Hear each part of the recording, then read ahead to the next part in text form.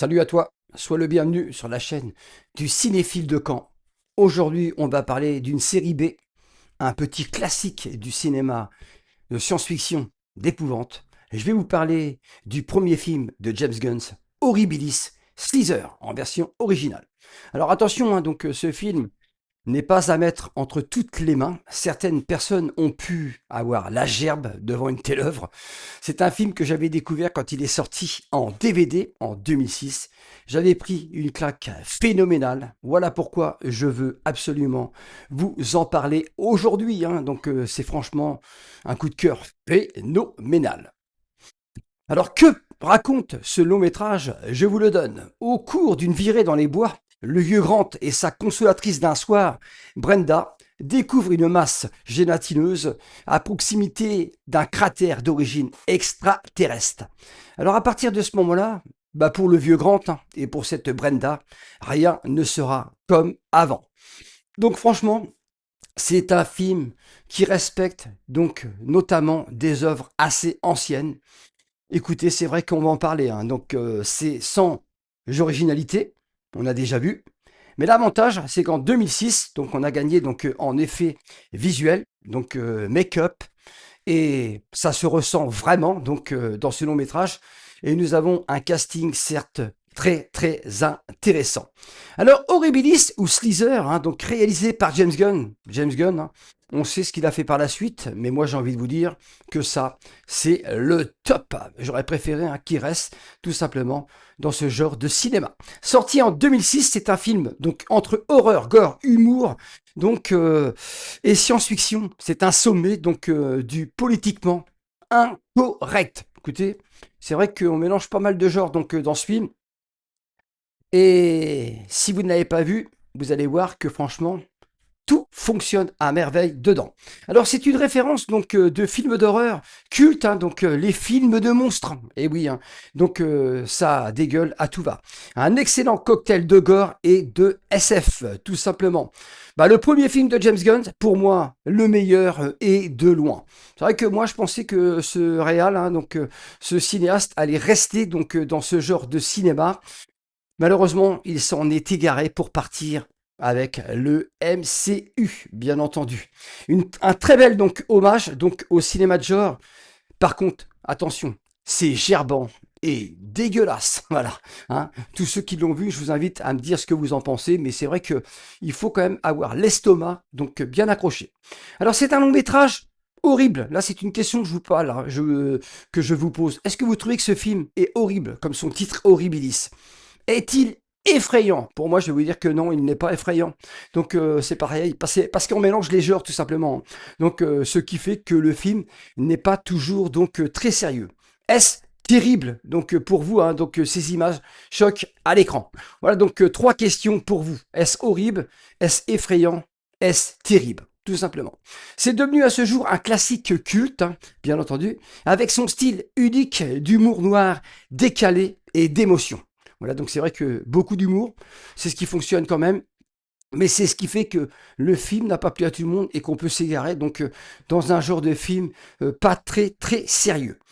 Un superbe hommage au classique, une lettre d'amour vibrante aux séries B comme La Nuit des Masques, donc la nuit, excusez-moi, La Nuit des Sangsues, donc The Night of the Crips en 1986, The Things, l'excellent film de Big John Carpenter, ou Le Blob en 88, réalisé par le regretté Chuck Russell. Voilà, on peut souligner donc ces trois films, Night of the Crypt en 86, The Thing et Le Blob, tout simplement. Alors des effets pratiques et spéciaux donc à l'ancienne, fort réussis, sans CGI.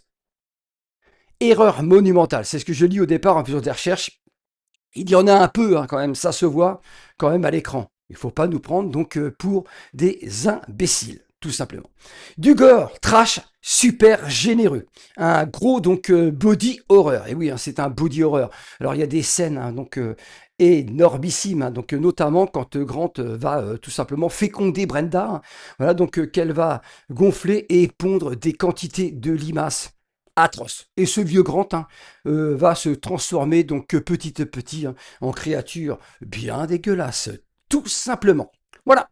Alors, C'est gore, trash, hein, donc super généreux, un gros donc body horror, un cocktail donc d'humour parfait entre rire et effroi.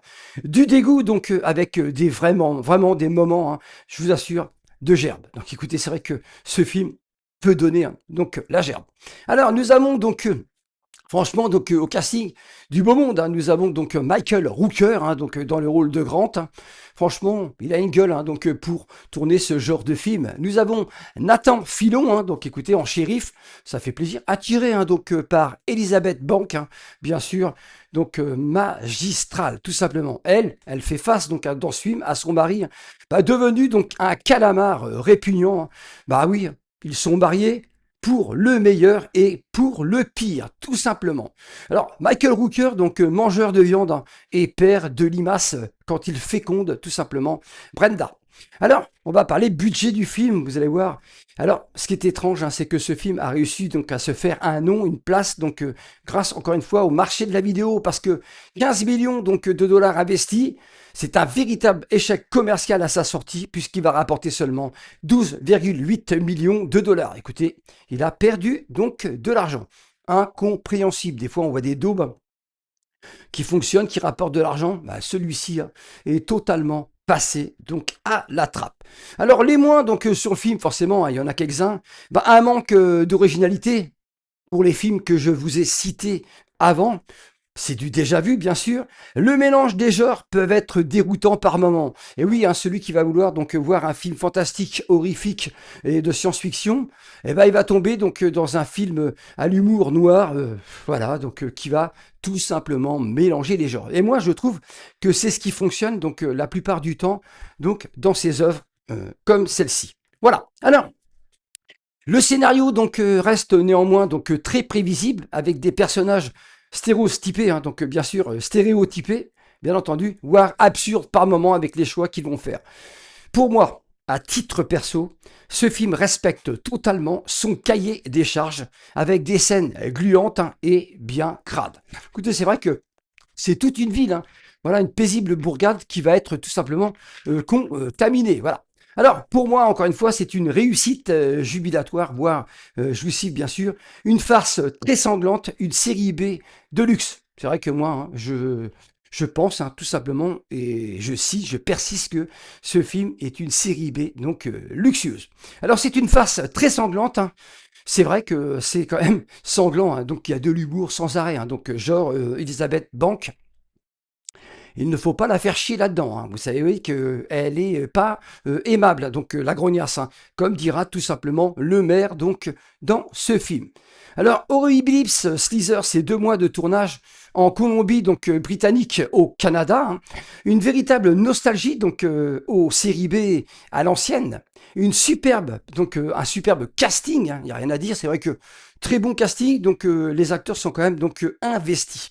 Alors, bah, ce film, c'est un peu La Belle et la Bête, ou La Belle et les Bestioles, tout simplement. Bah, la bête, hein, son monstre, hein, voilà, son mari va devenir une bête, hein, et donc les bestioles, eh bah, ça dégouline partout, il y en a partout, hein, donc surtout donc ces saloperies donc de limaces, voilà. Une mutation donc sanglante, hein, une invasion au village, donc dans la petite ville de Wesley. Avant Marvel, bah c'est le gros délire, hein, tout simplement. Spatio-gore, donc de James Gunn. Alors, ce film est plaisant, donc de bout en bout. Hein. Bref, moi personnellement, je valide car ça tient la route et ça tient donc toutes ces promesses. Voilà. Écoutez, c'est vrai que franchement, la scène, donc au départ, hein, quand il va se promener donc dans les bois et qu'il va tout simplement donc découvrir donc cette forme gélatineuse extraterrestre et qui va donc se trouver donc par la suite bah, posséder un peu. Vous allez voir, on peut voir donc les quantités donc de viande qu'il mange. Voilà, donc qu'il va chercher à la boucherie, bah, voilà, il va même tuer donc des petites créatures afin de les bouffer et de donner donc à manger à Brenda, hein, donc sa maîtresse, donc d'un soir. Franchement, avez-vous vu donc ce Horribilis Slither? Bah, si vous l'avez pas vu, avec cette vidéo, j'espère vous avoir franchement donné envie. Il faut absolument le voir. Si vous l'avez vu et que vous ne l'avez pas aimé, dites-le moi. Et si vous l'avez kiffé, bah, dites-le moi aussi sur cette page YouTube. On se retrouve très vite pour un prochain vlog sur la chaîne. Ciao.